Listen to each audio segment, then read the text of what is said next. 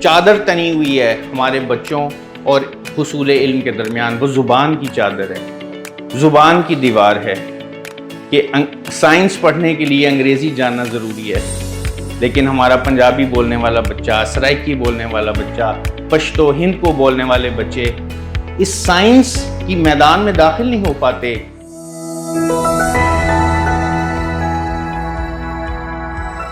بہت بات ہوئی آج لیڈرشپ کی، مواخات کی، احساس کی، محبت کی۔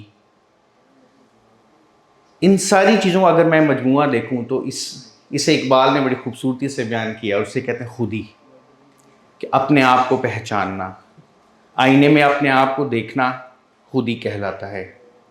اور خود افروزی اپنے اندر روشن کرنے کی ایک بڑا ذریعہ علم ہے، اور ایک نہایت خوبصورت علم کا ایک شعبہ سائنس اور ٹیکنالوجی ہے۔ تو میں نے اور میرے ساتھیوں نے گزشتہ 15-20 سال میں کوشش کی ہے کہ سائنس اور ٹیکنالوجی کے ذریعے اس ملک کے نوجوانوں میں، اس ملک کے بچوں میں، اسکولوں میں، مدرسوں میں، آؤٹ آف اسکول چلڈرن میں یہ جو سائنس اور ٹیکنالوجی کا دیپ ہے وہ جل سکے، اور اس کے ذریعے وہ اپنا اندر کی ذات کو پہچان سکیں، خود شناسی کر سکیں، اپنے سینوں کو روشن کر سکیں۔ اور جو میں نے آج کا ایک موضوع چنا وہ یہ ہے کہ سائنس کے ذریعے آپ حریت کا احساس لا سکتے ہیں، کیونکہ سائنس اور ٹیکنالوجی کا علم اور اس میں مہارت آپ کو توہمات سے دور رکھتی ہے، آپ کو خرافات سے دور رکھتی ہے، آپ کو مستند اور غیر مستند کے درمیان تمیز کرنا سکھاتی ہے، اور سب سے بڑھ کر یہ کہ سائنس یہ بھی بتاتی ہے کہ اس کائنات میں انسان کا مقام کیا ہے۔ جس زندگی پر، جس دنیا کے بارے میں وہ اتنا اتراتا ہے، گھمنڈ اور غرور میں مبتلا ہو جاتا ہے، اس کی حیثیت کتنی معمولی اور ہیچ ہے کہ انسان اس کرۂ ارضی پہ رہتا ہے۔ یہ سیارہ ہمارے نظام شمسی کے 8 سیاروں میں سے محض ایک سیارہ ہے، اور ہمارے نظام شمسی کا سورج ہماری کہکشاں کے 100 ارب ستاروں میں سے ایک ستارہ ہے، اور اس کائنات میں تقریباً 100 ارب کہکشائیں ہیں، تو ہماری اپنی حیثیت کیا ہوگی؟ تو سائنس اور ٹیکنالوجی خود افروزی، خود شناسی کا ایک بہت بڑا ذریعہ ہے۔ تو ایک انداز سائنس کا شوق پیدا کرنے کے لیے ہمارے بچوں میں وہ ہے سائنس میلوں کے ذریعے۔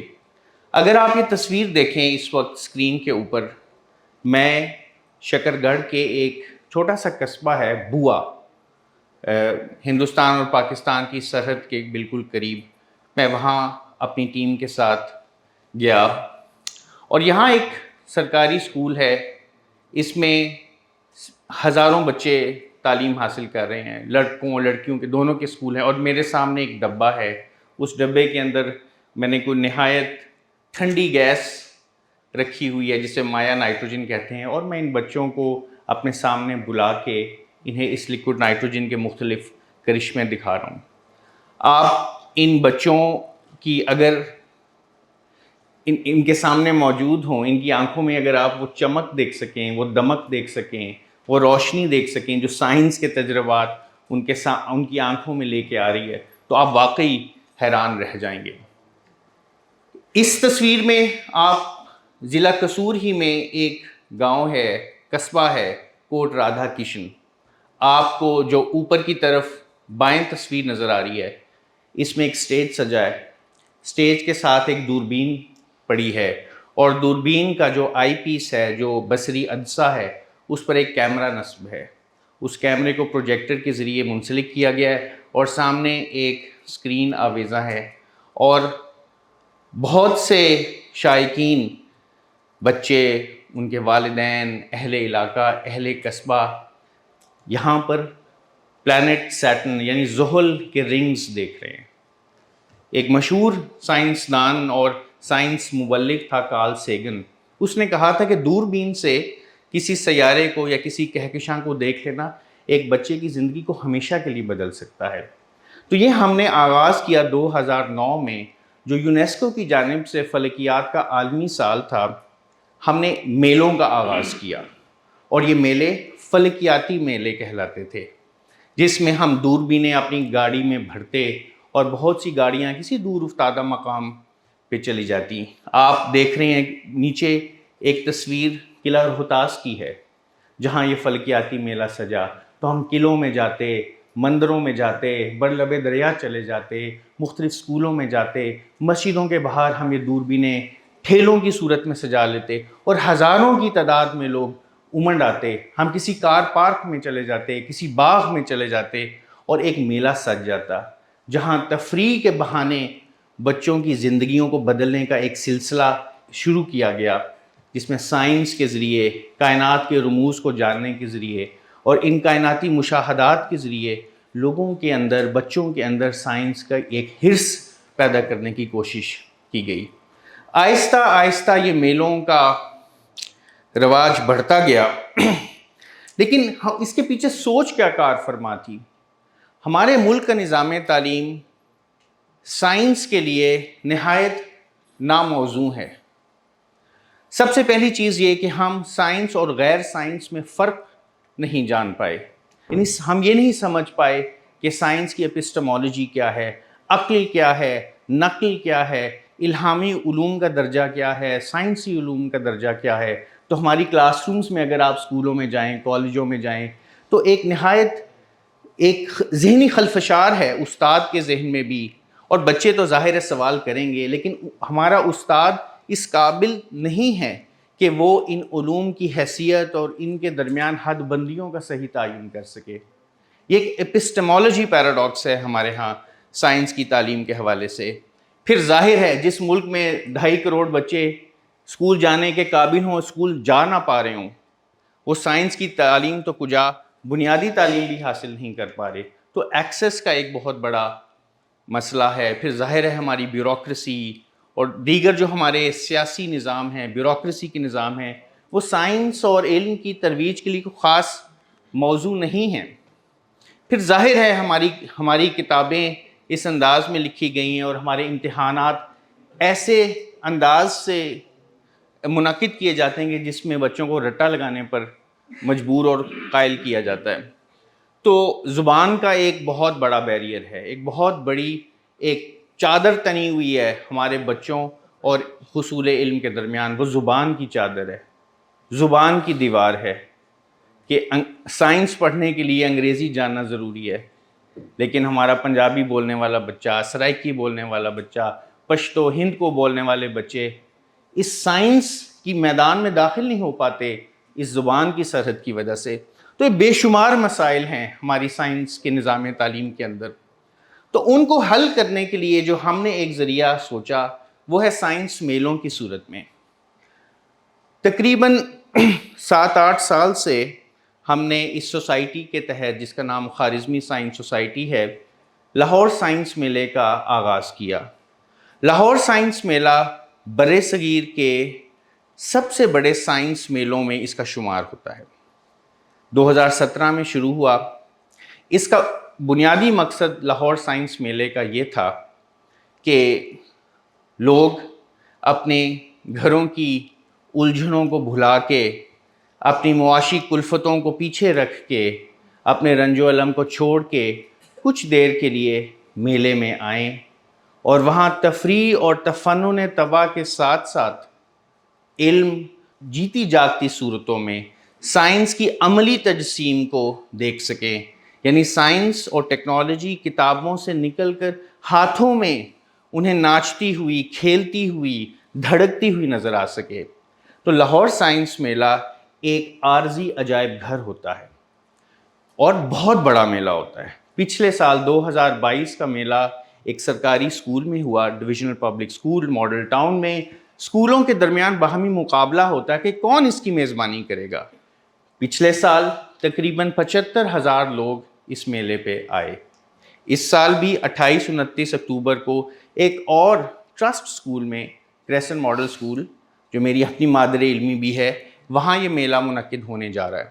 اب اس میلے کے اندر تقریباً 200 کے قریب مظاہرہ کار شامل ہوتے ہیں، مختلف یونیورسٹیوں کے ادارے ہوتے ہیں، سرکاری ادارے ہوتے ہیں، محکمہ موسمیات ہوتا ہے، جیولوجیکل سروے آف پاکستان، بحریات یعنی اوشینوگرافی کا ادارہ آ رہا ہے، national centre for physics, atomic energy commission, SUPARCO, اور بہت سی غیر سرکاری تنظیمیں جو سٹیم یعنی سائنس، ٹیکنالوجی، انجینئرنگ اور میتھمیٹکس کے میدان میں عملی طور پہ کام کر رہی ہیں، وہ اپنے اپنے چھوٹے چھوٹے عجائب گھر لے کے آتے ہیں، اور ایک بہت وسیع و عریض کھلا میدان ہوتا ہے جہاں یہ سب عجائبات سج جاتے ہیں۔ یہاں آپ سمجھیں، جب میں خود بچہ تھا تو کبھی میں لاہور کی سیر کو نکل جاتا تو میں دیکھتا کہ داتا دربار کے باہر مداری کوئی تماشا کر رہا ہے، کوئی تجربہ دکھا رہا ہے، جو وہ سائنس تو اسے نہیں کہتا تھا، لیکن وہ واقعی ایک سائنس عملی انداز میں وہ نظر آ رہی ہوتی تھی۔ وہ ایک مداری ہے، ایک کرتب دکھا رہا ہے، تو یہ سائنسی کرتب، سائنسی مظاہرے اس میلے میں سجتے ہیں۔ آپ کو یہاں ایک روبوٹس نظر آ رہے ہیں، آپ کو یہاں کیمیائی تعاملات یعنی کیمیکل ریاکشنز نظر آئیں گے، میتھمیٹیکل گیمز ہوں گی، مختلف طرح کے جانور یہاں آتے ہیں، اسٹف ٹوائز آتے ہیں، بڑے بڑے ڈھانچے، جو ہمارے ایسے جانور جو اس علاقے اور خطے میں آباد تھے مگر اب معدوم ہو چکے ہیں، ان کے ڈھانچے یہاں آتے ہیں، بچوں کے سٹال لگتے ہیں۔ تو یہ اس لاہور سائنس میلے کا بنیادی مقصد یہی ہے کہ نوجوانوں کے اندر، بچوں کے اندر، بزرگوں کے اندر سائنس کی حرص پیدا کی جائے۔ یہاں ایک سائنسی برگد بھی قائم ہوتا ہے، اس کا انداز ایک چوپال کی طرح ہوتا ہے، جہاں ہمارے ملک کے چیدہ چیدہ سائنسدان، ماہرین فن، ڈاکٹرز، ٹیکنیشینز بیٹھے ہوتے ہیں، اور بہت عوام اور بچے ان کے سامنے دو زانو ہو کے بیٹھتے ہیں اور ان کی زندگی کی کہانیاں سنتے ہیں۔ تو اگر آپ یہاں پہ اور آپ دیکھیں، یہاں انیٹمی کے بھی میوزیمز ہوتے ہیں، یہاں میڈیکل کالجز آتے ہیں، مختلف آرگنز لے کے آتے ہیں، ٹیشوز لے کے آتے ہیں، یہاں دوربینیں سجتی ہیں، یہاں خوردبینیں سجتی ہیں، تو ایک پورا میلے کا سا سما ہوتا ہے۔ پھر فزکس کے بہت سے مظاہرے یہاں پیش کیے جاتے ہیں۔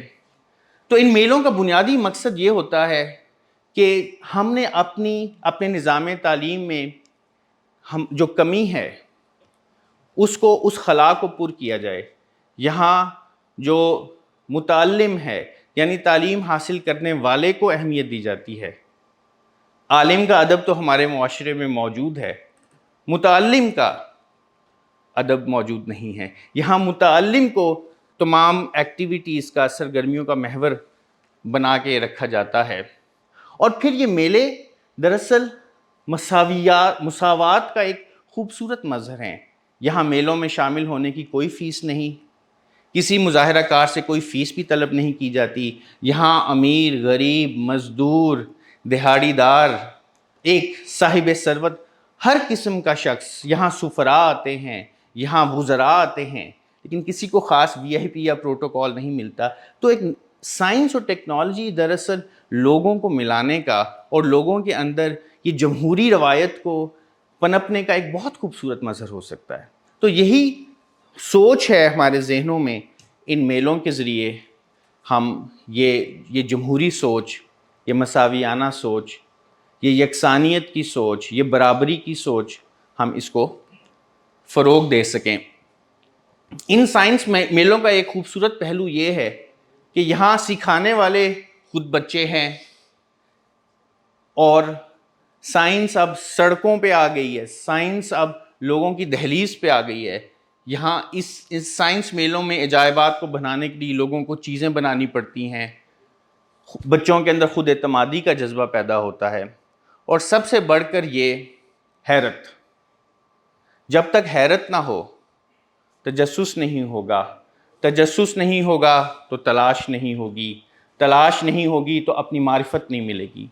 تو حیرت کا جو دائیہ بچوں کے اندر پیدا کرنا، نوجوانوں کے اندر پیدا کرنا، وہ بہت ضروری ہے۔ ہمارا نظام تعلیم اس انداز کا ہے کہ حیرت کے اس جذبے کو قتل کر دیتا ہے۔ حیرت کے اس جذبے کو ابھارنا بہت ضروری ہے۔ جب تک دل حیران نہیں ہوگا، گریہ نہیں ہوگا، تب تک اپنا آپ پہچانا نہیں جا سکتا۔ اگر وقت ملے اس عجائب گھر میں ضرور آئیں۔ یہ آپ کے بچوں کی، آپ کے خاندان کے میں جو مبتدی ہیں، جو طالب علم ہیں، یہ ان کی زندگیوں کو بدل سکتا ہے۔ یہ موقع دے رہا ہے حیران ہونے کے، سوچنے کے، مشاہدہ کرنے کے، اور دوش کے اور امروز کی تلخی میں فردہ کی شیرینی بھرنے کی۔ بہت شکریہ۔